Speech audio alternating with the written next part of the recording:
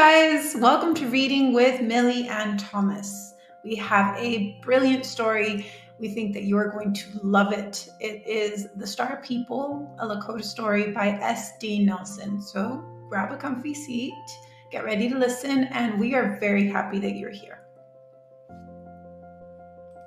The Star People, a Lakota Story by S.D. Nelson. Young Wolf and I had wandered far across the prairie. Being his older sister, I wanted to show him the wonders of our world.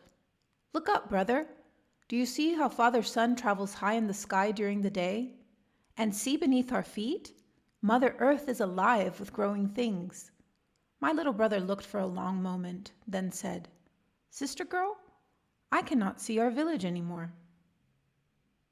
Let's stay for just a while longer, young wolf, I said. Then we will go back.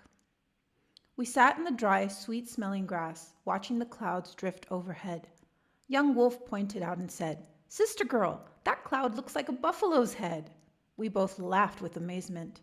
There's an eagle, I cried. And horses, said Young Wolf. The cloud spirits are playing above us, I told my brother. Sometimes they take the shapes of animals or people. The clouds are alive, and we call them the cloud people. As the cloud people changed their shapes, the face of a woman emerged. Look, my brother gasped. Grandmother! Elk-Tooth Woman had died that spring, and we missed her very much. As I looked, I realized the clouds had turned dark in the distance. Lightning struck the dry earth. The day is coming to an end, I told Young Wolf. Mother and father will be expecting us. Overhead, birds cried. Rabbits, deer, and other animals bounded past, their eyes wide with fear. Something was terribly wrong. I smell smoke, said Young Wolf. A prairie fire. We joined the fleeing creatures and ran for our lives. Mother, father, we cried, but our voices could not be heard above the roaring fire, and we had wandered so far from our village. The flames were catching up to us. The smoke made it impossible to see. I stumbled down a hill, and Young Wolf fell behind me. Rolling down the hill, I despaired. We would never see our home again, or our mother and father. In the next moment, we were in water. Water. In the blinding smoke, we had fallen into a stream. Come on, I cried to Young Wolf as I pulled him deeper. We clutched each other and hunched down. Only our heads poked up above the water. The fire leaped from bank to bank. Angry flames flew just above our heads. Sparks and ash fell on us, but we were not harmed. Then the fire was past us, flashing to nothing in the distance. Look, brother, I said to Young Wolf, who was softly crying. We are safe. Be glad. The fire did not catch us. I coaxed him out of the water and up the bank. A strange blackened land stretched before us. I knew that I had made a mistake by wandering so far from home. Now I had no idea how to find our village, and the dark of night was near. I tried not to cry, but tears came to my eyes as I comforted my brother. Sister girl, Young Wolf said. Sister girl, the stars are dancing. I looked up. High above us, the stars were becoming shapes, as the clouds had done that afternoon. First there was a coyote, then a bear, hawk, and many other creatures, both animal and human. Chanting, the star people encircled us. They are the spirits of the old ones who once walked on this earth, I told my brother. Young Wolf was the first to see Elk-Tooth Woman dancing among them. It's my grandma, he cried. You are safe now, my little Young Wolf, she whispered, holding out her arms. I am here, my sister girl. I was delighted to see our grandmother. Young Wolf was happy but confused.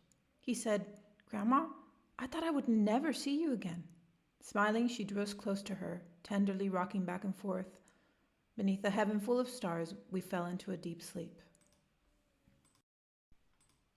Young Wolf and I dreamed of green prairies in our village. In our dream, we could see our mother and father. Both were searching frantically for us. They feared the fire had taken our lives. We called to them, We are here! We are safe! But they could not hear us. In our dream, raindrops pattered upon the burned ground. Wildflowers grew and crickets chirped. Moths fluttered about in the cool moonlight. Creatures crawled from the safety of their burrows: badger, lizard, turtle, rabbit. The wild ones gathered in a circle. Dancing, they chanted a joyous song. Thank you, raindrops, the fire is gone. Thank you, sister moon, the fire is gone. Hey, ya, hey, star people above, we are alive. Hey, ya, hey.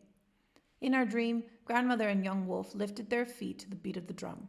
I joined in their dance. Together, we all gave thanks. In the morning, when we awoke, I felt an emptiness in my heart.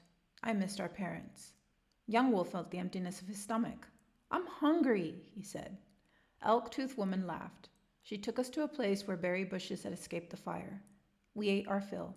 Then grandmother said she would take us home. We traveled a long time across the barren land.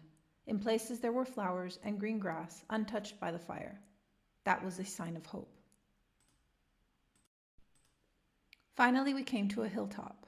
Looking down, young wolf howled. There's our village! I turned to grandmother. Our mother and father will be so happy to see you again. She shook her head. I can go no farther. I must return to my home in the sky. Young wolf clutched Elk-toothed woman and would not let her go. Tears streamed down his round cheeks. I pleaded with her to stay. Drawing away from us, grandmother smiled and said, Don't worry, my sister girl, my young wolf.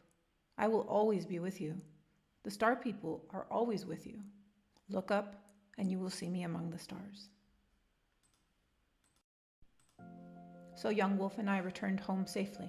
Our parents wept with joy to see their children. And then they were very angry with us for wandering so far from home. But ever after, when my little brother and I walked beneath the star-filled heavens, we felt comfort, for we knew our grandmother and all of the star people were watching over us.